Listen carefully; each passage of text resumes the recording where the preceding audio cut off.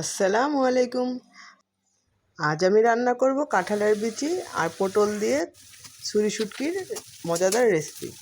এই জন্য কড়াইতে আমি পেঁয়াজ ভেজে এর মধ্যে ছুরি শুটকিগুলো দিয়ে ভালো করে ভেজে নেব।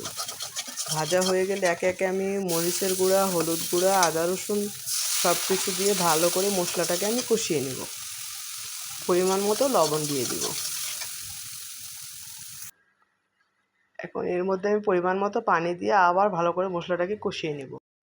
এখন আগে থেকে কেটে রাখা পটল, আলু আর কাঁঠালের বিচিগুলো দিয়ে দিব। দিয়ে ভালো করে নেড়েচেড়ে আমি এগুলোকে মিশিয়ে নেব।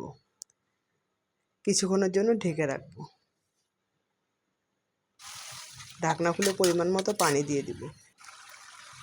কয়েকটা কাঁচামরিচ দিয়ে দিব। ঝোল শুকিয়ে আসলে নামিয়ে পরিবেশন করব মজাদার কাঁঠালের বিচি দিয়ে ছুরি শুটকি ভুনা। আল্লাহ হাফেজ।